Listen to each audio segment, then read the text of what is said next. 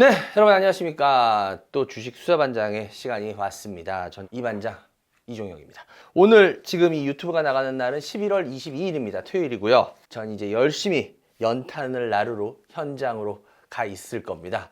이 연탄, 이 행사 왜 굳이 꼭 하시냐, 뭐 좋은 건 알겠는데 요즘 우리나라 유튜브들 뭐 정치 유튜브부터 해가지고 경제 유튜브도 그렇고 너무 쉽게 말하면 뭐 편가르기 아니면 뭐 사람 속이기, 그리고 그걸로 통해서 뭐 후원이나 이런 걸 통해 가지고 더 자극적으로 해서 자기들 주머니 채우고, 유튜브가 오히려 도움이 돼야 되는데 어느 순간부터 공해가 됐어요. 이건 아니지 않을까라는 생각으로, 어떻게 보면 제 짧은 생각일 수도 있습니다. 그런데 자기가 주머니 안 채우면서 사회한테 다시 내놓고 이러면 이게 좋은 선순환이 되잖아요. 그럼 꼭 자기 주머니 채우는 거 아니니까 그렇게 자극적인 이야기 할 필요 없는 거고, 진짜 도움되는 얘기 하면 되는 거고, 어떻게 보면 전 그런 생각을 갖게 됐어요. 저부터 한번 해보아서 이게 좋은 일이라는 거는 그렇잖아요. 억지로라도 해서 다른 사람이라도 흉내내서 하면 좋은 거잖아요. 아닌가요? 전 항상 그런 생각을 갖고 있었기 때문에 이제 제가 유튜브 시작하고 나서 1년이 되니까 여러분들이 시청해 주시고 하다 보니까 유튜브에서 들어오는 수익, 이런 게 있다 보니까 그 수익을 10원 한 장 손 안 대고요. 고스란히 다시 내놓는 겁니다. 여러분들 때문에 나온 수익이기 때문에 제 주머니로 안 채우고요. 여러분이라고 하면 뭐 일일이 한 명 한 명을 찾아가서 그렇게 할 수는 없으니까 가장 어떻게 보면 우리 사회적인 약자라고 하실 수 있는 분들, 그런 분들을 위해서 내놓는 겁니다. 그리고 또 그렇게만 내놓으면 또 여러분들이 뭐라 그러실까봐 거기에 제 돈까지 똑같이 합쳐서 더 내놓는 겁니다. 그래서 뭐 누가 그런 얘기 하셨어요. 뭐 아유 뭐 몇십만 원 되는 거예요? 여러분 그 정도는 아닙니다. 연탄 은행에서도요 그렇게 작은 금액은 아니었습니다. 금액이 너무 작게 생각하시는 분이 있는데요, 몇천 단입니다. 어마어마하게 많은 분들이야 뭐 몇천만 원 기부하는 거 쉽겠죠. 근데 일반 우리 같은 서민들이 그렇게 하는 건 그렇게 쉬운 건 아닙니다. 그렇기 때문에 저부터 한번 해본 거예요. 그래서 이런 게 조금씩 좋은 영향을 미쳤으면 좋겠어요. 제가 뭐 그렇게 훌륭한 사람은 못 되지만 이런 좋은 일을 억지로라도 하면 좋은 거 아니에요. 그죠? 하여튼 오늘 열심히 한번 해보겠습니다. 그리고 다음 주나 다다음 주에 저희가 어떻게 했는지 영상도 짤막하게 보여드리도록 하겠습니다. 여러분들이 메일을 주셔야지만 여러분들한테 도움되는 이야기를 해드립니다. 요즘 제가 그래도 좀 여러분들한테 도움되는 얘기 많이 하잖아요. 그죠? 그러니까 여러분들 많이 메일을 주셔서 여러분들이 필요한 거 제 어떻게 보면 시각에서 도움을 드리는 그런 쪽으로 한번 해보도록 하겠습니다. 그러니까 여러분들 많이 주세요. 그래요, 오늘 첫 번째 종목 출발하겠습니다.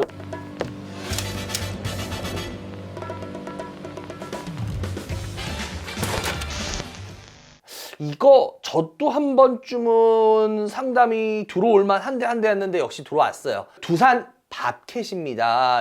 옛날에 이종격 투기할 때 최용만 선수하고 했던 아주 유명한 사람이 있어요. 밥셋이라고. 그래서 저는 맨 처음에 진짜 이 두산 밥캣이 나올 때 두산 밥캣을 잘 모르고요, 밥셋인 줄 알았어요, 진짜로. 근데 이게 두산 밥캣입니다. 그래요. 보면 이게 워낙 미국에서 시작한 기업인 거 아시죠? 이게 우리나라 기업이 워낙 아닙니다. 그래서 1947년도에 설립한 회사예요. 이 회사가 미국에요. 노스타코즈라고요. 전 안 가봤습니다.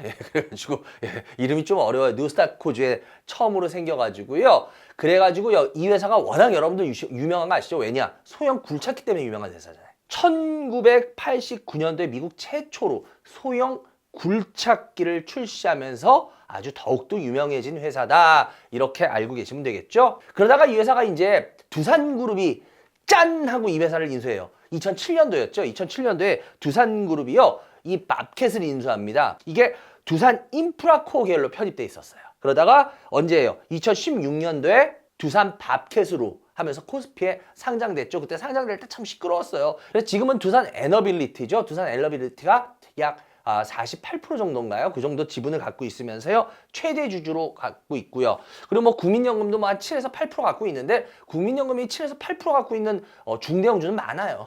그래서 뭐 이 회사가 국민연금이 좀 갖고 있으니까 뭐 의미가 있다, 그렇게 보는 거는 무리가 있고요. 그냥 그 정도다라고 생각하시면 되고요. 이 회사는 워낙 미국에서 탄생한 회사다 보니까요, 글로벌 네트워크가 잘 된 회사예요. 그래서 북미나 뭐 유럽, 아시아, 라틴 아메리카 이런 데로 글로벌 네트워크가 굉장히 잘 돼 있어서 두산 밥캣한테는 굉장히 유리할 수 있는 어떤 백그라운드가 되고 있는 건 맞습니다. 그리고 이 회사의 매출 비중을 보면요, 제가 아까도 미국에서 소형 굴착기를 처음으로 만든 회사라 그랬잖아요. 그죠? 소형 건설 기기가 이 회사의 거의 한 75%가 넘어요, 매출에서. 그래서 절대적이고요. 그 다음 산업용 차량, 이게 뭐냐면 그 지게차 있죠, 지게차. 요게 한 15% 되고요. 포터블 파워라 그래가지고 요게 한 6% 정도 돼요. 그리고 유압기기라고 해서 요게 한 4% 정도 돼요. 그런데 이 소형 건설기기가 여기 워낙 유명한데 이게 왜냐하면 이건 소형 건설기계하고 소형 기기라는 걸로 나뉘어요. 소형 건설기기는 뭐냐면 여러분 이 회사에 워낙 유명한 게 있어요. 스키드 스틸 로더라고 있어요. 스키드 스틸 로더. 그게 아주 이 회사의 가장 대표적인 거거든요. 그리고 뭐 저기 컴팩트 로더, 그리고 핸들러 이런 게 소형 건설 기기 쪽이고요. 그리고 소형 기기는 뭐냐면 트랙터가 바로 여기 소형 기기에 들어갑니다. 근데 여기서 제가 스키드 스틸 로더라고 얘기했잖아요. 이게 얘네가 두산 밥캣이 만들어낸 거예요. 이게 스키드 스틸 로더라는 게 세계 최초로. 그래서 이 분야에서는 아주 이 두산 밥캣에서 아주 제일 대표적인 대명사 같은 기계다 이렇게 생각하시면 되고요. 그리고 이 포터블 파워라는 거 있었잖아요. 제가 PP라고 했던 거. 이게 뭐냐면요. 말 그대로 포터블 파워니까 어때요? 막 파워를 내게 하는 거 들고 다니면서. 그러니까 컴플레셔나 제너레이션 있죠. 자동차에도 제너레이션 있어요. 그 엔진 쪽에. 제너레이션하고 이런 걸 포터블 파워라고 그러고요. 그리고 그 지게차 쪽, 이거는 뭐 여러분 아실 거예요. 얘네들 말 그대로 산업용 차량은 지게차. 이거에 대해서 전부 다 갖고 있는 거고요. 유압기기는 뭐냐면 여러분들 펌프, 모터. 말 그대로 유압으로 돌리는 거. 그래서 모터하고 펌프 이런 것들이라고 생각하시면 됩니다. 그리고 이 건설기계 산업이라는 거 이 특징을 좀 보시더라도 여러분이 알겠지만 이 건설기계라는 거는요 이런 거죠. 건설 현장에서 쓰이는 모든 부품들, 쉽게 말하면 기계하고 부품들이 다 이거에 해당하는 종합제조 산업이다. 건설기계 산업이 워낙 이렇게 우리가 이야기를 하거든요. 근데 얘네들이 좀 특징이 있어요. 이게 무슨 특징이 있냐면 다품종이에요. 소량 생산 방식이에요. 그러다 보니까 뭐냐면 다품종 소량을 하려면, 그러니까 기계들이 여러 가지가 필요하거든요. 그러니까 초기에 시설 투자 비용이 많이 들어가요. 그래서 작은 회사들이 이걸 하기가 어려워요. 그래서 이 자체가 이게 시설 투자를 필요로 하기 때문에 이게 진입장벽이 됩니다. 이 건설기계에서. 그래서 건설기계 쪽들 보면은, 크게 하는 쪽들 보면은 그 규모들의 회사들이 작지가 않아요. 이게 초기 시설 투자 자본들이 들어가기 때문에, 우리 그때 석유화학 할 때도 이런 얘기했죠. 초기 시설 투자들이 들어가는 것들은요 작은 중소기업들이 시작하기가 어려워요. 감가상각으로 떨는다 그래도 이게 처음에 들어간 돈이 많기 때문에 어려워요. 그래서 이렇게 시설 투자 이쪽이 진입장벽이 되고 있고요. 그리고 또 일반적으로 이 건설기계 산업이라는 건 또 특징이 뭐냐면은 경기에 따른 변동성이 큽니다. 생각을 해보세요. 경기가 잘 돌아가. 건물들도 많이 짓고 그리고 사무실 내. 근데 경기가 잘 돌아가면 어때요? 공실이 없겠죠. 근데 경기가 안 좋아. 그럼 어때요? 공실이 많아지겠지. 그건 당연한 원리 아니에요? 그럼 공실이 많으면 누가 건물 짓겠어요? 안 지을 거 아니야. 근데 만약에 건물이 막 계속 임대가 잘 돼. 그럼 어떻게 돼? 건물이란 이런 거 짓겠지. 똑같아요. 보면 기계산업이라는 게 이게 뭐 건설이 잘 돼야지 거기 들어가는 기계들이 많이 팔릴 거 아니에요. 그러니까 어렵게 생각할 필요가 없는 게 경기가 좋으면 잘 팔려요. 경기가 안 좋으면 안 팔려요. 그러다 보니까 이런 거를 좀 많이 탑니다. 그런데 이게 요거 말고도 또 여기에 좀 중요한 게 있어요. 뭐냐면 얘네들 이 건설기계라는 건요. 이걸 뭐 10년, 20년 계속 쓸 수가 없어요. 땅을 판대거나 뭐 하거나 이게 막 그러잖아요. 좀 하드하게. 그렇기 때문에 이게 3, 4년의 교체 주기가 있습니다. 그런 거 타면은 또 그때 좀 반짝 올라요. 이 매출이. 그리고 또 뭐 하면은 그러겠어요. 자연재해. 지진 났을 때 아시죠? 어때요? 막 건물 다 무너지잖아. 해체하고 뭐 해야 되잖아. 그럼 어때요? 기계 많이 필요하잖아. 그러니까 자연재해 같은 게 일어나더라도 이게 매출에 영향을 미친다라는 거죠. 두산 밥캣이 제가 아까도 말했지만 이게 제가 소형 건설기기 쪽이라 그랬잖아요. 이러다 보니까 얘가 좀 유리한 게 있어요. 뭐냐면은 이 소형 건설기기는요. 이게 뭐 주택 건설이라든지 하다못해 집의 조경이라든지 아니면 농경 이런 농업하는 이런 부분에도 이게 좀 필요해요. 트랙터니 막 이런 것들 다. 그러다 보니까 생각보다 중대형 건설기계보다 경기 변동을 안 탑니다. 이게 또 좋아요. 중대형 건설기계 같은 경우는 특히나 뭐 우리나라가 그냥 옛날에 지금 HD 현대로 바뀌었는데 현대중공업 그 당시 건설기계 할 때 있잖아요. 그때 보면은 얘네가 중국의 영향을 그렇게 많이 받았습니다. 왜냐면 그때 중국에서 막 어마어마한 그 중후장대한 산업들 뭐 실크로드부터 해서 뭐 여러 가지를 하잖아요. 그러다 보니까 HD 현대는요. 쉽게 말하면 여러분 이거 포크레인이라 그러죠. 굉장히 큰 거 있죠. 큰 그 굴착기들 보면 이렇게 조그만 굴착기가 있고 큰 거 있거든요. 거기 보면 현대라고 써져 있는 거 되게 많습니다. 왜냐면 현대는 이 중대형 굴착기를 해요. 밥캣은 소형 굴착기를 하는데.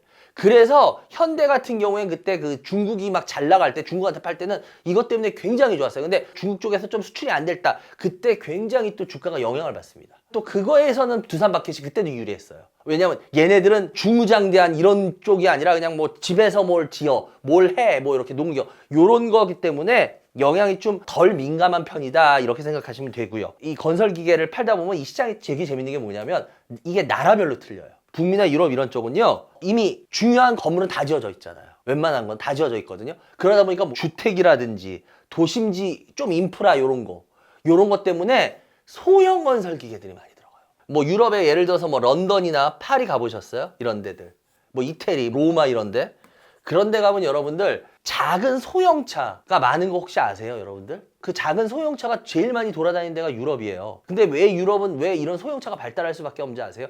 유럽은 여러분들 옛날에 마차가 다니던 길 있죠. 그 길에 건물을 다 짓습니다. 얘네들은 이게 다 문화유산이래 가지고요. 이 길을 넓히질 않아요. 그럼 옛날에 마차 다니던 길이 그냥 지금 찻길이에요. 돌길. 글로 차들이 다녀요. 큰 차 못 다닙니다. 이게 큰일 나요. 유럽 영화 같은 데서도 보면 뭐 첩보원들 뭐 추격전 하는데 막 작은 차들 가지고 슉슉슉슉 하잖아요. 그게 그냥 하는 게 진짜 그래요. 그러다 보니까 얘네들 같은 경우는 이미 다 지어져 있잖아요. 그러니까 대형 건설기가 들어가서 일을 할 수가 없어요. 굴착기도 대형이 못 들어가요. 조그만 애들이 들어가서 착착착착 이런 식으로 해야 된단 말이야.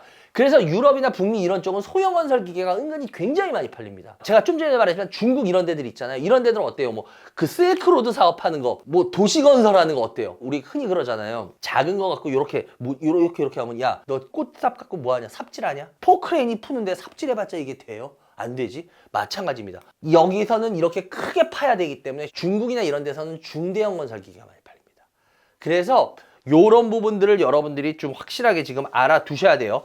그리고 밥캣 같은 경우에 2019년부터 이 컴팩트 트랙터 이런 거 출시하고요. 그 잔디깎기 있어요. 이 업체. 이런 업체들 인수를 통해서 얘네들이 제품 그 포트폴리오를 굉장히 다각하려고 많이 했거든요. 근데 그러는 이유들은 있어요. 두산 밥캣이 소형으로만 거의 한정돼 있었어요. 그러다 보니까 이 제품 라인업이 한계가 있다 보니까 어때요? 해외로 뻗쳐나가는데 아무리 그래도 중대형까지 다 하면은 좀 여러 가지라면은 이 라인업을 다 갖춰서 그걸 가지고 나가는데 소형을 하다 보니까 분명히 한계에 부닥쳐요. 그러다 보니까 이런 장비깎기 업체 이런 데들도 인수하고 이러면서 라인업을 많이 갖춘 겁니다. 라인업을 확장해가지고 그걸로 밀고 나간 거예요. 얘네들이 다른 나라로 또 이런 식으로 하고 있고 지금 제가 아까도 그 건설 기계들 이런 얘기들 했는데요.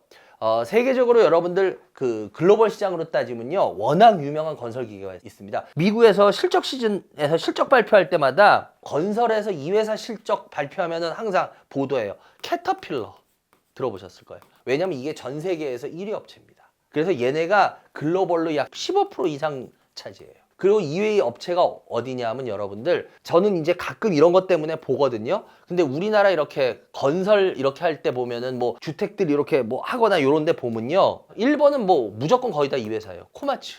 그리고 우리나라에도 코마츠 게 많이 들어와 있어요. 그래서 조그만 이런 포크레인 같은 거 보면요. 물론 두산 바켓도 있는데 코마츠 거를 쓰는 곳들도 많아요. 왜냐면 얘네들 글로벌로 따지면 얘네가 한 10%가 좀 넘어요. 얘네가 2위 업체예요. 두산 이런 데보다 훨씬 큽니다. 그리고 3위 업체가 존 디어인가 거기가 뭐 한 6% 뭐 그 정도 되고요. 리페르 이런 데들이 한 5% 되고 그럼 두산 바켓은 몇 프로냐 글로벌로 따지면요 두산 바켓은요 한 2.5% 정도밖에 안 돼요 실은. 그리고 이게 어느 정도냐 이게 글로벌로 따지면 한 9위 정도밖에 안 돼요. 그러니까 실은 두산 바켓이 미국 소형 굴착기 쪽에서 굉장히 선전하고 있는 건 맞지만 글로벌적으로 따지면 두산 바켓이 그렇게 큰 존재감은 아닙니다. 그러니까 우리가 이 부분은 좀 제대로 이해하셔야 돼요. 왜냐하면 두산 바켓에 대해서 굉장히 이 글로벌적으로 크다라고 생각하시는 분들이 많거든요. 의외로 투자자분들 중에. 근데 그렇지는 않습니다. 그리고 두산 바켓 같은 경우에 특히나 여러분 22년하고 23년이었죠. 그 당시 굉장히 미국에서 인프라 투자를 많이 합니다. 왠지 아실 거예요. 코로나 이런 것 때문에 경제가 막 다운되고 막 이러니까 그걸 다시 부흥시키려고 그러다 보니까 어때요? 그걸로 해가지고 얘네들이 그때 수요가 건설기계 수요가 확 늘어나요. 그러면서 얘네들이 영업이익이 그 당시에 1조까지 나옵니다. 이 두산 바켓 어마어마해요. 영업이익이 1조 나오면서 큰 폭을 해서 그래서 그때 그 당시 북미 지역 쪽 매출이 얼마냐면 얘네 전체 거의 75%가 여기서 나와요. 북미에서. 그래서 두산 바켓은 물론 뭐 태생이 그쪽이고 해서 매출이 그쪽이 많이 일어난 곳이기도 하지만 워낙 이렇게 절대적입니다. 두산 바켓은 미국이. 그래서 두산 바켓은 미국의 경기가 그렇게 중요합니다. 항상 우리가 말하는 이유가 그거예요. 그래서 그런 부분들을 생각해야 되고 특히 여러분들 아실 거예요. 북미 건설 기기 시장에서 두산마켓이 1위다 이러는데 정확히는 북미 건설이 아니라 북미 소형 건설 기계에서 두산마켓은 계속 1위를 차지하고 있어요.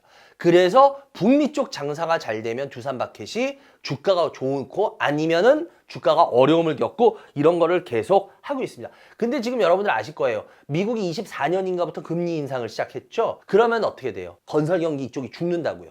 그죠? 왜? 비용이 올라가니까. 그러다 보니까 아무리 글로벌적인 걸 들탄다 그래도 영향을 받거든요. 그러면 어떻게 돼요? 실적이 하락하고 있는 상황입니다. 그래서 주가적으로도 24년부터는 조금 좀 거시기 했어요. 근데 얘네가 올해 3분기 실적이 한 1340억 정도 나오는데 이게 기대에 못 미친 걸로 나와요. 뭐냐면 관세 때문입니다. 미국의 트럼프 관세. 이 관세 때문에 수익성이 많이 악화됐어요. 근데 이 관세 부담이 이게 한 몇 프로 정도 되냐면 매출의 한 3에서 4% 정도가 돼요. 생각보다 굉장히 큰 겁니다. 여러분들 왜냐하면 1% 때문에 회사의 실적이 완전히 바뀌어버려요. 근데 3에서 4%의 부담이라는 건 어마어마하게 큰 겁니다, 여러분들. 더군다나 제가 아까도 그랬죠. 75%까지 북미에서 나온다고 매출이. 근데 지금도 70% 넘거든요. 그럼 생각을 해보세요. 작게 나오는 곳에서 관세 부담이면 그래도 버틸만 해요. 근데 월등한 곳에서 이 관세 부담이 영향을 미쳐버리기 때문에 그렇게 되면 얘네가 4분기에도 역시나 실적은 별 볼 일은 없을 거예요. 왜냐? 관세가 계속 영향을 미치기 때문에 관세율 지금 몇 프로인지 아시죠? 관세율 15%잖아요. 계속 영향을 미칠 수밖에 없다라는 거죠. 이런 것들 보셔야 되는 거예요. 그래서 얘네들 같은 경우에는 결국은 미국의 건설 경기가 좋아지기 시작하면 주가가 좋아질 겁니다. 분명히. 그리고 또 하나 뭘까요? 제가 좀 전에도 말했지만 관세 문제도 좀 더 긍정적으로 해결되면 근데 이 부분을 우리가 이제 잘 생각해 봐야겠죠. 왜냐? 지금 여러분들 잘 아실 거예요. 미국에서 지금 트럼프의 관세가 지금 2심까지는 위법으로 나왔어요. 위헌. 그래서 지금 대법원 판결 기다리고 있죠. 근데 대법원 판결에서 여러분들 지금 우리나라에서는 그 부분에 대한 보도들이 좀 약한데 이미 외신 뉴스들 보면 많이 나옵니다. 지금 우리나라에서는 무슨 뭐 미국의 대법원 판사들이 이 공화당 쪽들이 보수 쪽들이 많아가지고 이게 어떻게 될지 모른다 이런 식으로 우리나라에서는 그때 보도가 얼마 전까지 되고 했거든요. 근데 외신에 보면요. 지금 미국 그 대법원 판사들도 지금 이거에 대해서 위헌적인 요소들을 많이 말하고 있어요. 이 소리는 뭔 소리냐면 미국에서 대법원에서도 이 관세가 위법으로 나올 가능성이 굉장히 높다라고 전 개인적으로 생각이 돼요. 근데 이게 빠르면 지금 1월 달에 발표가 나거든요. 그러면 물론 뭐 트럼프가 다른 방법으로라도 뭐 자기는 계속 하겠다 그러고 있어요. 그건 물론 맞아요. 그런데 트럼프의 지금 지지율이 계속 떨어지고 있는 상황에서 대법원까지도 이걸 위헌으로, 그러니까 미국은 워낙 헌법이 세워진 나라예요. 뭐 우리도 마찬가지긴 하지만 미국은 철저하게 헌법이라는 걸 굉장히 중시하거든요. 법에서 너는 다 위법이야 라고 지금 결정을 내린 거. 근데 트럼프 혼자 쉽게 말하면 대통령의 어떤 지위로 똥꼬지를 피고 있는 거나 그렇게 되면 마찬가지가 돼버리거든요. 근데 더군다나 지금 인기도도 계속 떨어지고 있어요. 그런 상황에서 트럼프가 과연 얼마나 버텨낼 수 있겠냐라는 거예요. 그러니까 이런 부분들을 지금 잘 생각해 보셔야 된다는 겁니다. 제가 이걸 기술적으로 한번 설명해 드리면은 상장하고 나서요. 두산마켓이 되게 시끄러웠어요. 뭐 글로벌 영향도 들 타고 뭐 하면서 뭐 미국에서는 1위고 어쩌고 저쩌고 해서 잘 보면요. 몇 년 동안 막 그런 것 같지만 실은 그렇게 얘가 시세를 뽑은 적이 없어요. 사람들이 많이 얘기는 합니다. 두산마켓에 대해서. 그렇지만 그거에 비해서 실질적으로 여러분들이 이렇게 지켜보시면 알겠지만 그렇게 주가를 뽑은 적이 없던 회사예요. 사람들 입에 회자만 많이 된 회사. 잘 보십시오. 얘가 2019년부터 해서 보세요. 지금 요 가격 위에서 이제 놀죠. 그렇기 때문에 얘는 지금 오히려 내려가게 된다 그러면 얘는 실은 여러분들한테 더 좋은 기회를 주는 회사일 가능성이 커요. 왜? 이거의 주가 흐름을 보시면 나오거든요. 대충. 그럼 여기서 이런 얘기도 하겠죠. 아니 이게 이렇게 떨어져서 다시 빠질 수도 있잖아요. 그러니까 경제나 이런 것들에 대한 공부가 돼 있어야죠. 거시 매크로적인 것도 여러 가지를 제가 지금 거시경제적인 뭐 이런 매크로적인 여러 상황을 설명드렸잖아요. 그런 설명에 비춰서 본다 그러면은 과연 두산마켓이 이렇게 밑으로 떨어질 확률이 얼마나 되겠냐라는 거예요. 그렇게 뽑은 적도 없고 이 회사는 기본적으로 어느 정도 탄탄하게 가요. 제가 봤을 때는 지금 두산마켓 갖고 계신 분들은 굳이 뭘 이렇게 하려고 하는 것보다는 차라리 그냥 밀릴 가능성이 있더라도 그렇게 되면 오히려 물을 나중에 그렇다고 해서 조금 빠지고 이럴 때가 아니라 제가 말했잖아요. 그러니까 어느 정도 흐름을 보여드렸잖아요. 꽤 내려온다라고 한다면 겁을 먹을 게 아니라 오히려 그럴 때 갖고 계신 분들은 물을 타시는 게 오히려 더 나을 것 같다라는 말씀을 드려보겠습니다. 오프라인 무료 주식 강연 찾아가요 이반장 12월 6일 오후 1시 경북 포항으로 찾아갑니다. 주식에 관심 있는 누구나 참여 가능합니다. 많은 참여 바랍니다. 여러분 두 번째 종목입니다. 두 번째 종목은요, 여러분들 HPSP라는 종목입니다. 그래요. 이 회사 같은 경우에 2005년이었죠. 2005년에 풍산 마이크로텍의 장비 사업팀으로 시작된 회사예요. 그래서 2017년도 4월 달이었죠. 그때 풍산의 그 동탄 사업장이 있거든요. 풍산의 동탄 사업장이 분사합니다. 그래가지고 탄생한 회사가 HPSP입니다. 그래서 이 회사 같은 경우에는요, 워낙 이 회사 하면은 무조건 뭐 이것 빼면 시체죠. 오늘 뭐 계속 나올 수밖에 없는 건데요. 고압수소 어닐링, 이것 빼면 시체잖아요. 근데 이 고압수소 어닐링이라는 게 워낙 1980년대였죠. 가소닉인가요? 예, 그 회사에 처음 도입되었습니다. 그런데 2005년도였죠. 2005년도에 이 HPSP가 이 기술을 활용해서요, 주력 제품들을 이거를 자기 독자적인 기술로 만들어냈어요. 그러면서 이제 여기를 선도하기 시작했고요. 그래서 제가 좀 전에도 말했지만 이 회사의 매출 대부분은 이 고압수소 어닐링이에요. 이 거의 하나에 거의 그냥 몰빵돼 있다 이렇게 보셔도 돼요. 근데 이거는 장점이 될 수도 있지만 굉장한 단점이 될 수도 있다는 겁니다. 그래서 이 회사 같은 경우에 이 고압수소 어닐링 기술은요, 얘네가 세계 최초로 유일을 하게 한 기술이에요. 그래서 이거 같은 경우에 그 반도체로 따지면 그 3나노 이하의 최첨단 공정에 특화된 기술입니다. 이게 워낙 대단한 기술이라서 이걸 통해서 얘네가 매년 한 50%씩 성장했어요. 굉장하죠. 그러다가 23년이었죠. 23년, 재작년입니다. 재작년부터 현재까지는 얘네가 지금 매출 성장이 주춤한 상태입니다. 물론 그것도 이유가 있겠죠. 예, 이유 이따가 설명드리겠습니다. HPSP의 이 고압수소 어닐링 이 장비는요, 이게 왜 중요하냐면 이게 반도체 소자라는 게 있거든요. 반도체 소자 계면, 이 제가 좀 이따가도 얘기하겠지만 이게 문제가 반도체를 만드는 과정에서 층사이가 깨끗하게 붙질 않기 때문에 보통 이런 게 구멍이 생겨요. 구멍이 생기거나 뭐 빈자리가 생겨가지고 여기서 불량이 나거든요. 품질 저하 일어나고. 근데 여기서 이거를 높은 압력으로 해서 수소로 해가지고 그 빈자리를 채워버리는 거예요. 그 공간 이런 것들을. 이게 수소 어닐링이라는 기술이거든요. 근데 이 기술이 굉장히 이게 중요한 기술이에요. 반도체에서는. 이거 같은 경우에 보통 보면요, 2나노하고 3나노 이하에서, 제가 그 3나노 이하라 그랬잖아요. 2나노, 3나노 반도체가 이게 미세화되거든요. 지금 여러분들 반도체들이 계속 미세화 전쟁 들어간 거 아시죠? 그 디램이. 그래가지고 뭐 무어의 법칙 해가지고 뭐 이런 것도 나오고 하잖아요. 그래서 계속 미세화. 그래서 결국 HBM도 뭐예요? 미세화하다 보니까 안 되면 어떻게 돼요? 올린 거 아니에요? 올리는데 떨어지면 안 되니까 붙인 거 아니야. 그게 HBM이잖아요. 쉽게 말하면. 그러니까 이 미세화라는 건 반도체에서 숙명입니다. 근데 이 미세화가 되면 될수록 문제가 뭐냐면요, 고온에서 어닐링을 해야 돼요. 근데 이 고온에서 어닐링을 하면 어떤 문제가 생각한지 아십니까, 여러분? 너무 더우면 사람 우리 어떻게 돼요? 여름에도, 요번 여름에 그런 거 겪었잖아요. 너무 더우니까 뚜껑 열리죠. 그렇게 되면 불쾌지수 우리 어떻게 해요? 그냥 올라가죠. 능률 떨어지죠. 마찬가지로요, 이게 고온에서 어닐링을 하면요, 반도체가 손상이 됩니다. 그러다 보니까 이를 해결하려면 어떻게 해야 되냐? 온도를 낮춰야 됩니다. 근데 여러분 생각을 해보세요. 구멍 같은 거 메꾸고 이럴 때 우리 예를 들어서 뜨거운 걸로 이렇게 해가지고 서로 막 붙이고 땜질하고 이러잖아요. 그 납땜이라는 게 그거잖아요. 납을 녹이는 거 아니에요? 그래서 이어버리는 거잖아요. 그게 납땜이잖아요. 마찬가지로 고온에서 이런 걸 해줘야 되거든요. 근데 고온에서 하면 제가 좀 전에도 그랬죠. 불량이 나온다고. 그럼 어떻게 돼? 저온으로 내려. 그럼 어떻게, 이거 녹일 수가 없잖아. 뭐 붙일 수가 없잖아. 그럴 때 어떻게 해요? 압을 높여가지고 말 그대로 수소로 그거를 메꿔준다는 거예요. 압을 높여가지고. 그게 바로 HPSP의 고압수소 어닐링 장비입니다. 근데 얘네가 워낙 독보적이었던 거예요.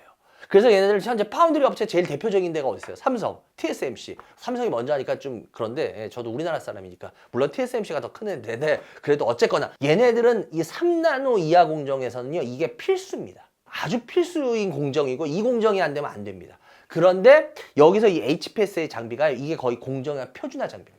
예, 채택돼가지고. 그래서 얘네들이 굉장히 좋은 그 실적이나 이런 걸 보였던 거예요, 과거에는. 그리고 얘네 같은 경우에 특히나 그리고 3나노 이하 공정은요, 주로 지금 비메모리들이 쓰입니다. 비메모리 쪽에서, 특히 파운드리 쪽에서 많이 쓰이다 보니까. 근데 이게 문제는 뭐냐, 앞으로 이제 얘네가 D램 쪽에서도 이게 점점 많이 쓰일 수밖에 없어요. 그래서 지금은 비메모리 쪽이었는데요, 이게 이제 메모리 쪽에서도 이 공정을 써요, 이제 앞으로. 왜? 미세화가 계속 되기 때문에 더. 그래서 이제는 비메모리에서 메모리 쪽으로도 이게 굉장히 채택이 많이 될 겁니다, 이 장비가. 그러니까 지금 들어보시면 되게 좋아요. 그죠? 되게 좋아요. 근데 끝까지 들어보셔야 됩니다. 그리고 특히 이 삼성하고 TSMC 있잖아요. 얘네들이 지금 하는 그 공정이 핀팩 공정이라는 게 있는데 이 핀팩 공정 이후에 지금 앞으로 공정이 GAA 공정으로 바뀐다 그래요. 이게 게이트 올 어라운드라는 건데요. 이 공정으로 들어가면 이게 문제가 뭐냐면 계면 있잖아요. 반도체 계면. 그러니까 쉽게 말하면 이게 그 면 같은 거라고 생각하시면 돼요. 이 반도체 계면 면적이요. 이 핀패드에서 GAA 게이트 올 어라운드 이 공정으로 이제 더 발전을 하게 되면 이 계면 면적이 더 커집니다. 계면 면적이 더 커지면 어떻게 되겠어요? 당연히 고압수소 어닐링이 장비는 더 필요합니다. 그렇게 되면 얘네 고압수소 어닐링 장비라는 거는 더욱더 중요성이 커질 수밖에는 없다라는 거죠. 근데 말 그대로 얘네들은 지금 고압이에요, 고압. 압력이 높으니까 잘못하면 압력이 높으면 어떻게 돼요? 요즘은 그런 일 잘 안 일어나는데 옛날 제가 어렸을 때만 해도 맨 처음에 솥에서 압력 밥 짓다가 그 다음 뭘로 지은지 아세요? 획기적인 게. 저 지금도 기억나요. 저 초등학교 때예요. 압력솥이라는 게 나와요. 와, 이게 진짜 끝내주는 거라 그러거든요. 근데 요즘은 이제 그게 안 되는데 요게 나온 지 얼마 안 됐을 때만 해도 그때 기사 종종 났습니다. 압력솥이요. 폭발 사고가 납니다. 이렇게 주방에서 압력솥 하다가 압력솥 뚜껑이 날라서 부엌 지붕이 막 뚫리는 경우도 있고 그랬어요, 진짜로. 그래서 이 압력이라는 게 그렇게 무서운 거예요. 그러다니까 제가 좀 전에도 그랬죠. 이거는 폭발 위험이 큽니다. 폭발 위험이 크고요. 그리고 또 뭐예요? 안전성이 너무너무 중요해요. 그래서 이거를 아무데나 쉽게 따라할 수가 없어요. 이 고압수소 어닐링을. 그래서 얘네 같은 경우에 굉장히 독보적인 레퍼런스를 갖고 있는 게 HPSP의 굉장히 장점이었어요. 이걸 아무나 따라할 수가 없었거든요. 따라하고 싶어도. 그래서 얘네들이 이 미세하게 얘네들이 이걸 굉장히 앞선 기술로 갖고 있었다라는 거죠. 근데 얘네가 지금 골머리가 되게 아파요. 왜냐? 경쟁사들이 생기기 시작했어요. 근데 경쟁사가 생기기 시작하면 어떻게 돼요? 항상 뒤따르는 게 비슷하게 하면 특허 문제예요. 특허 문제. 이것 때문에 얘네가 엄청나게 골치가 아픈데 왜냐하면 이 HPSP가 좀 전에도 말했지만 이 고압수소 어닐링이 얘네가 거의 세계 최초로 해가지고 이게 완전히 거의 독보적인 기술이었거든요.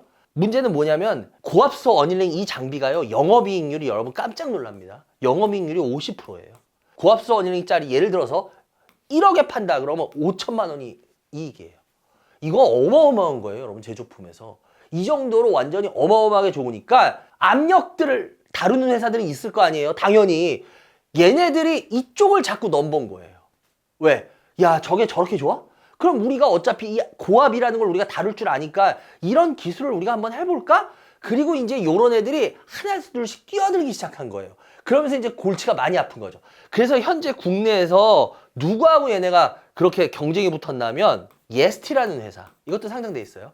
예스티라는 회사 얘네가 고압수소 어닐링의 후발주자로 들어옵니다. 그래서 이것 때문에 얘네하고 특허 소송이 엄청 걸려요. 그래서 이게 어떻게 되냐면 작년 11월에는 특허 무효 심판. 그러니까 HPSP가 예스티 얘네께 우리 거 본딴 거예요. 그러고 법원한테 특허 무효 심판을 받아냅니다. 얘네 특허를 취소해 주세요. 이거 우리 거 본딴 거예요. 그래서 HPSP가 이겨요. 그게 굉장히 유리해지죠. 근데 어떻게 되냐면 올해 5월입니다. 올해 5월 특허심판원이라는 곳이 있어요. 거기서 온도장치 관련해가지고 얘네가 그 소극적 권리법인 확인심판이라는 게 있어요. 이게 뭐냐면 여러분들 특허 무효심판은 어디서 해요? 법원에서 하는 거라고. 소극적 권리 이 확인심판은 누가 해주냐고? 이거는 특허청이 해주는 거라고. 근데 특허에 관해서는 누가 더 전문성이 있겠어요? 얘네가 특허청이 더 전문성이 있지 않을까요? 여기서는 얘네가 이깁니다. 예스티가. 그래가지고 지금 어떻게 됐냐? 지금 특허심판원 쪽에서는 예스티가 이겼기 때문에 HPSP의 거의 이 고압수소 어닐링에서 독점이었는데 이게 깨지는 거예요. 예스티가 오히려 이제 이걸 깨고 들어온 거예요. 그래서 지금 예스티가 지금 세계적인 이 글로벌 반도체들하고 지금 그 테스트를 진행 중이라고 하고 있거든요. 근데 아직까지 뭐 확실하게 수주 공시까지는 안 나왔어요. 그런데 지금 현재 돌아가는 걸로 보면은 이제 어느 정도 지금 수주가 나오는 것 같아요. 그래서 HPSP한테는 이게 물론 HPSP가 아직 뭐 월등히 뭐 훨씬 더 많은 레퍼런스를 갖고 있지만 어쨌거나 좀 타격을 입고 있는 건 사실입니다. 그런데 HPSP가 가만히 있을 것 같지 않나요? 또 소송을 제기하겠죠. 근데 문제는 뭐냐면 제가 봤을 때 이 특허심판원한테 졌으면 그러니까 예를 들어서 우리 이렇게 생각하시면 돼요. 만약에 지금 우리가 어디가 다쳤어. 그래서 응급실로 갔어. 응급실을 가면은 여러분들 맨 처음에 누가 어떤 의사 선생님이 보는지 아세요? 중증외상센터 이런 데도 나오잖아요. 응급의학과가 보는 거예요. 응급의학과 선생님들이. 응급의학과 선생님 다 기본적으로 어느 정도 한단 말이야. 급한 거 한 다음에 그 다음에 성형외과 콜에 뭐 정형외과 콜에 중증외상센터에서도 어디 콜에 이러죠. 왜 그래? 예를 들어서 뭐 뼈에 관한 거야. 심장에 관한 거야. 그러면 응급의학보다는 그 심장외과나 뭐 이런 데들이 훨씬 더 정확하게 한단 말이야. 무슨 말인지 이해가 되시죠? 그거하고 똑같은 원리라고 보시면 돼요. 특허 무효 심판은 법원이지만 법원을 쉽게 말하면 응급의학과로 생각하시면 돼요. 그리고 특허 심판원은 뭐야? 특허청이잖아. 이거는 해당과야, 해당과. 그러니까 누가 더 정확하겠어? 얘네가 더 정확하겠지. 그러니까 이거는 제가 봤을 때 EST가 유리하게 돌아갈 것 같아요. HPSP 갖고 계신 분한테는 죄송한데 EST한테 더 유리하게 돌아가는 거라고 저는 개인적으로 생각이 돼요. 그래서 이 부분에 대한 영향을 많이 받지 않겠냐. 그리고 얘네들 같은 게 그래서 상장 이후에 HPSP가요, 보시면 시총이 5조까지 가요. 5조까지. 엄청나게 가요. 이 5조까지 올라갔다가 얘네들이 아까 좀 전에도 말했지만 EST 같은 경쟁사들이 이제 진입하기 시작하고 고압수소 어닐링 빼면 얘네는 그냥 시체다. 쉽게 말하면 이거에 전부 다. 이게 굉장히 안 좋은 거라 그랬죠. 안 좋은 것도 있다 그랬죠. 바로 이런 거예요. 하나에 대한 의존도가 너무 커져버려요. 그러면 그게 깨지면 어떻게 돼요? 회사가 매력을 많이 잃어버리죠. 그래서 어려웠던 게임 회사 있잖아요. 요즘 이제 다시 좀 살아났다가 다시 좀 힘든데 크래프톤, 배틀그라운드 그거에 하나만 의존했다가 그 다음 올랐다 그때 주가 쫙 빠졌었잖아요. 왜 그래? 이 하나 원소스의 문제가 이거라고 제가 여러 번 얘기했잖아요. 이게 원소스. 얘네들 원소스의 문제가 이게 굉장히 심각해요. 그러고 이렇게 되니까 어떻게 돼요? EST 같은 애들이 들어오니까 실적 둔화 가능성. 이런 것 때문에 얘네들이 지금 상당히 어려움을 겪고 있는 건 맞아요. 반도체 업황이 지금 워낙 좋아지고 있잖아요. 지금 10년 만에 돌아오는 지금 호황기에 지금 계속 들어가고 있어서 이 부분에 대한 덕은 볼 겁니다. 근데 결정적으로 안 좋은 게 있어요. 저는 이게 상당히 EST만큼이나 신경 쓰이는 게 뭐냐면 최대 주주가 지금 누구냐면 크레센도 에쿼티 파트너스라는 데서 SPC로 세운 애들이 있어요. 이게 누구냐면 히트 2020 홀딩스 유한회사라는 곳입니다. 예, 이름도 힘들어요. 여기가 얘네 최대 주주인데요. 얘네가 지분을 거의 40% 가까이 갖고 있어요. 얘네들은 보세요. 제가 좀 전에도 말했지만 이런 데들은 여러분들 거의 회사를 계속 경영하기보다는 회사를 넘기거나 그 가격이 올라가면 지분을 살살 정리합니다. 얘네들이 지금 보시다시피 고점 대비해서는 좀 많이 빠져 있어요. 그러니까 지금 아직 뭐 그렇게까지 크게 걱정할 정도는 아니지만 이게 만약에 주가가 여기서 다시 좀 올라오게 된다 그러면은 얘네들의 오버행이 충분히 나올 수가 있어요. 그래서 저희 개인적으로 봤을 때는 이 HPSP가 주가상 보면 보세요. 뭐 싹 돌파하면서 이렇게 되겠지만 요즘 이거 보세요. 그러니까 이런 데서 회사 공부가 안 돼 있는 사람들의 특징이 뭔지 아세요? 제가 요거는 여러분들의 공부 차원으로 잠깐 설명드릴게요. 잘 보시면요. 모여 있잖아요. 모였다가 이게 돌파되면서 쭉 가잖아요. 그러니까 이게 사람들이 굉장히 좋단 말이야. 그죠? 근데 문제는 여기서 야 이제 이게 모였다가 가니까 좋구나라고 생각해 버리거든요. 그러고 여러분들은 이런 데서 계속 뭐 더 사시거나 이러게요. 이게 공부가 안 돼 있고 차트만 공부하는 사람이 맹점입니다. 제가 지금 쭉 얘기했죠. 실은 HPSP에는 지금 두려운 점들이 점점 많이 들어오고 있어요. 그러면은 빠지는데 보세요. 다시 다 빠져버리죠. 금방. 이거를 공부 안 한 사람은 못 잡아냅니다. 풀부킹입니다. 이제 얘네들이 3분기부터 풀부킹 됐습니다. 했던 종목 중에 하나 GSPNL이라고 기억나시나요? 제가 GSPNL 여기서 그때 설명드렸죠. 뭐라 그랬어요? 얘네들 그 3분기부터 뭐예요? 코엑스 인터컨티넨탈 거 바꾼 애들이 3분기부터 장사 시작했다 그랬잖아. 근데 얘네 풀부킹이라 그랬잖아. 그럼 걔네 실적 들어올 거라 그랬잖아. 돌려 세우잖아요. 그러니까 제가 왜 이런 말씀을 드리냐면 여러분들 제가 뭐 이런 거 어떻게 알아요? 예상 못 해요. 근데 문제는 뭐냐? 공부를 한 상태에서 이런 거에 도움을 받으면 공부가 됩니다. 근데 공부를 안 하고 대부분의 지금 경제방송이나 유튜브들 어떻게 해요? 다 차트로 얘기해요. 차트로 얘기하면 이거 어떻게 돼요? 제가 그래서 화내는 게 이런 거예요. 이런 거 차트로 올라세요. 그대로 물 먹어요. 공부가 안 돼 있는 사람들한테 자꾸 차트 공부시키는 건 여러분들 쥐약을 주는 겁니다. 그러니까 제가 또 저 말 틀릴 수 있으니까 여러분들 제 말이 맞다고 생각하면 제 말 가지고 공부를 해보시고 뭐 어쩌고 이런 말 하는 이유가 어떤 사람이 여러분들 저만 믿으면 무조건 됩니다 이렇게 말하고 싶겠지. 저도 함부로 믿지 마시고 여러분들이 제 걸 가지고 공부를 하시면서 이렇게 하세요. 왜 이런 말을 할까요? 그게 현실이고 그게 맞는 거예요. 그래서 제가 여러분들한테 공부가 너무너무 중요하다는 말씀을 드리는 겁니다. 그래서 죄송한데 이거 갖고 계신 분들 HPSP는 제가 봤을 때 반도체에 약간의 어떤 그런 도움은 되겠지만 차라리 다른 쪽을 보시는 게 더 낫겠다라는 말씀 드려보겠습니다. 오프라인 무료 주식 강연 찾아가요 이반장. 12월 6일 오후 1시 경북 포항으로 찾아갑니다. 주식에 관심 있는 누구나 참여 가능합니다. 많은 참여 바랍니다.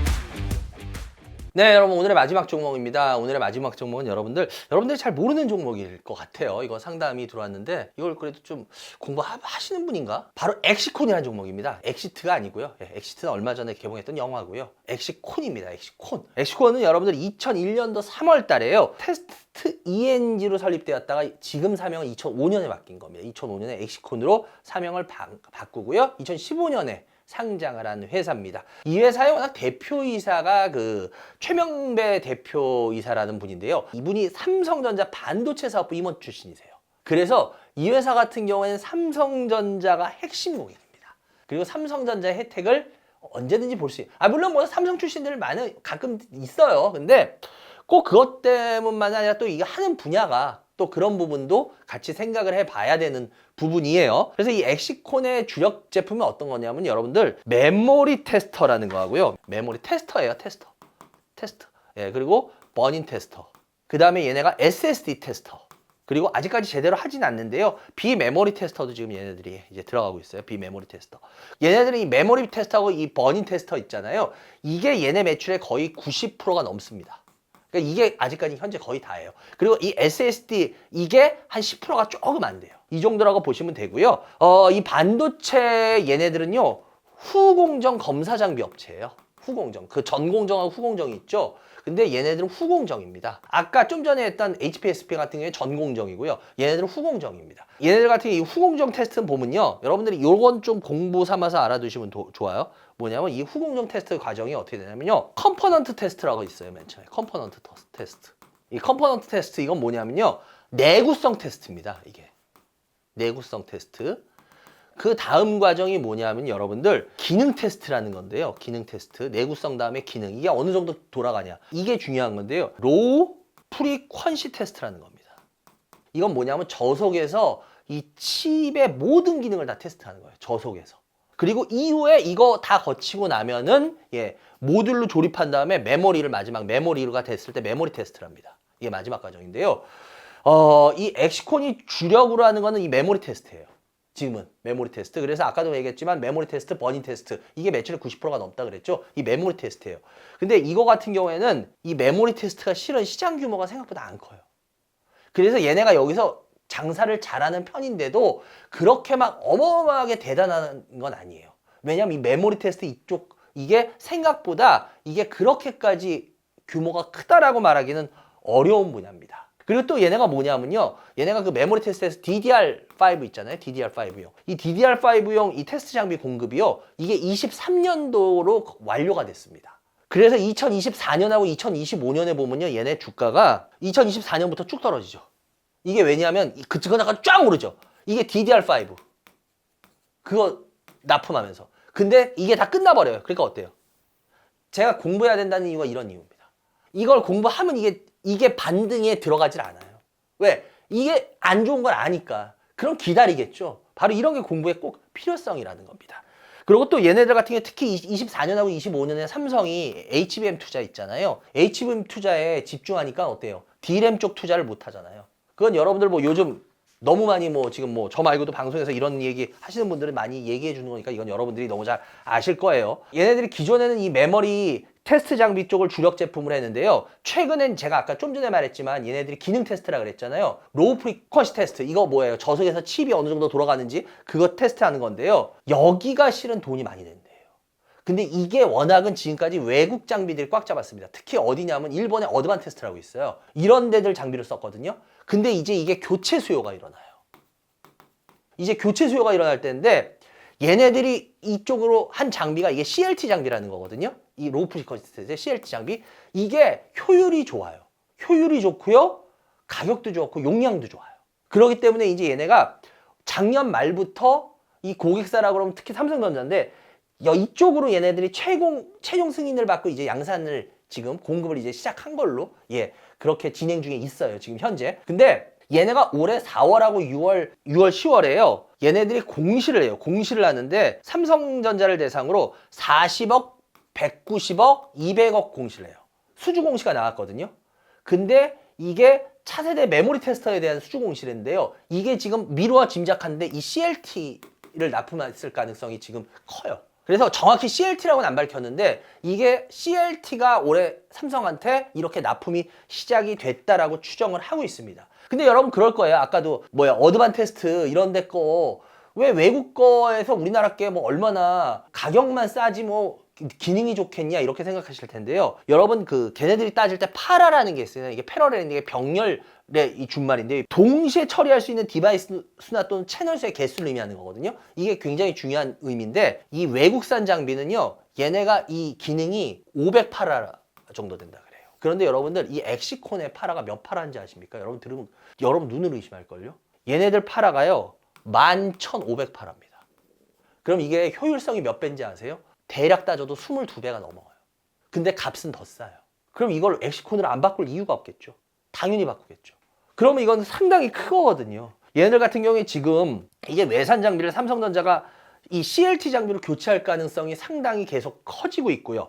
2, 3년간 이건 계속 이루어질 거로 보여요. 왜? 이 얘네들 교체 수요가 계속 몇 년 동안 되거든요. 그런데 지금 회사 측에서는 연간 최대 얘네가 여기서 1,000억까지 뽑겠다 그러거든요. 1,000억? 이거 어마어마하게 큰 건데 그건 이 회사 측이기 때문에 이건 좀 확인해 봐야 돼요. 나중에. 그래도 어느 정도 꽤 커질 가능성이 있겠죠. 왜? 교체는 해야 되니까. 이 기계가 대당 얼마냐면요. 이 CLT 기계가 한 대당 40에서 50억이에요. 이게 불가능한 숫자는 아니에요. 이 숫자에 비하면. 그래서 제가 봤을 때 뭐 회사 측에서는 1,000억이라고 그랬는데 불가능해 보이진 않아요. 근데 뭐 어쨌거나 이거는 진행 상태를 지켜봐야 되겠고요. 그리고 좀 전에 제가 말했던 SSD 테스트라는 거 있었잖아요. 얘네 매출이 한 8%, 10% 정도 되는 SSD 테스터. 이 SSD 테스터 같은 경우에도 메모리 테스터하고 비슷하게 젠5 있잖아요. 젠5. 젠5에 대한 제품 공급이 얘네도 23년 말에 해프닝은 딱 끝났어요. 그리고 24년부터는 이게 같이. 그러니까 매출이 잘 나오는 메모리 테스터나 이 SSD 테스터가 다 23년도부터 그다음 24년부터 쉽게 말하면 좀 심하게 말하면 굽는 거야. 23년까지는 진수성찬 먹다가. 그래 주가가 빠질 수밖에 없죠. 이건 뭐 너무 확연하게 빠질 수밖에 없다는 거죠. 그리고 얘네들이 또 비메모리 테스터 쪽 있잖아요. 지금 그쪽도 진출하려고 23년에 국산 테스터로는 처음으로요. 얘네가 그 비메모리의 그 CIS라는 게 있거든요. 그 CIS 테스터도 개발을 완료했습니다. 그래서 고객사 인증까지 획득을 했고요. 그래서 이제 비메모리 테스터도 어쨌거나 이제 앞으로 조금씩 매출에 도움은 될 수 있다라는 거고요. 제가 좀 전에도 말했지만 이 반도체 후공정 이쪽 분야에서 꽉 잡고 있는 건 일본의 어드밴테스트라는 거고 미국의 그 테러다인이라고 있습니다. 여기가 꽉 잡고 있었는데 지금 이제 얘네들이 뚫고 나가는 거예요. 그럼 국내에는 이거 테스트하는 데는 없냐? 있습니다. 여러분 알고 있는 회사 있어요. DI. 이게 누구예요? 이게 버닌 테스터. 이 DI가 싸이 아버지가 이 회사인가? 그리고 뭐예요? 유니테스트. 유니테스트라는 회사 여러분 또 들어봤죠? 이건 SK 하이닉스 쪽에 메모리 테스트 하는데. 그리고 네오셈. 여러분 다 들어본 회사들이죠, 한 번씩. 얘네 같은 경우에는 SSD 테스터. 그리고 테크윙. 얘는 HBM 테스터. 이렇게 국내 기업들이 이런 테스터 업체들이 있어요. 근데 얘네들이 대체적으로 좋아요. 왜냐하면 보통 해외 테스터기들보다 어느 정도 싸냐면 가성비가 20에서 30% 정도 쌉니다. 그리고 지금 삼성전자와 긴밀한 협력 관계들 얘네를 맺은 애들이 많아요. 국내적으로 보더라도 지금 계속 이제 이런 쪽에 니즈들이 생기고 있거든요. 그래서 이런 쪽을 본다 그러면은 장점이 많이 일어난다고 봐야 되고요. 그리고 또 지금 여러분들 아시죠? 반도체가 어때요? 이 D램 쪽하고 이쪽, 특히 이 엑시콘 같은 경우에 지금 쇼티지가 일어난 거 아시죠? 왜냐면 HBM에 많이 투자를 하다 보니까 D램 쪽이 투자가 비어, 자꾸. 그래서 쇼티지가 일어난 거잖아요. 근데 여러분들 주가에서 특히 반도체에선 여러분들 환장하게 좋아하는 단어가 있습니다. 쇼티지입니다. 그래서 예전부터 쇼티지가 일어났다 그러면은 주가 무조건 뛴다 했어요. 진짜 항상 그런 법칙이 있어요. 그래서 요즘 반도체들 막 좋잖아요. 그죠? 그렇기 때문에 지금 국내 반도체 업종들, 그리고 아까도 제가 말했지만 이 대표가 삼성전자 출신이거든요. 그리고 이 CLT 기계 말씀드렸잖아요. 그런 여러 가지를 본다면 한번 보세요. 여러분들이 쭉 보시면 어때요? 2024년까지는 왜 이랬는지 이제 아시겠죠? 별 볼 일 없던 회사가 그것 때문에 진수성찬 차렸어요. 그런 다음에 매출이 쫙 빠졌다고요. 이제 매출 나올 게 2년 동안 없었어요. 쉽게 말하면. 근데 이제 그 매출, 그리고 반도체 업황 이런 게 슬슬 도와주고 있잖아요. 이게 뭐 10년 만에 오는 반도체 호황이래. 지금 이런 예상을 하고 있잖아요. 그죠? 근데 얘 같은 경우에 뭐 AI 버블에 그렇게까지 뭐 혜택이나 이런 걸 보래는 아니잖아요. 그러니까 그 버블이 끼었다고 볼 것도 없고. 그렇게 따진다면 오히려 이거 갖고 계신 분들은 지금부터 계속 더 긍정적으로 지켜보셔야 되는 게 아닌가. 이런 생각을 가져보겠습니다. 그래요!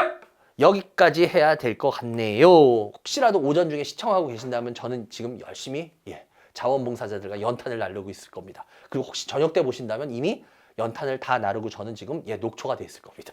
그래요, 여러분들. 하여튼 다음 주에 또 어땠는지 경과보고 해드리겠습니다. 여러분들 좋은 주말 되시기 바랍니다. 감사합니다.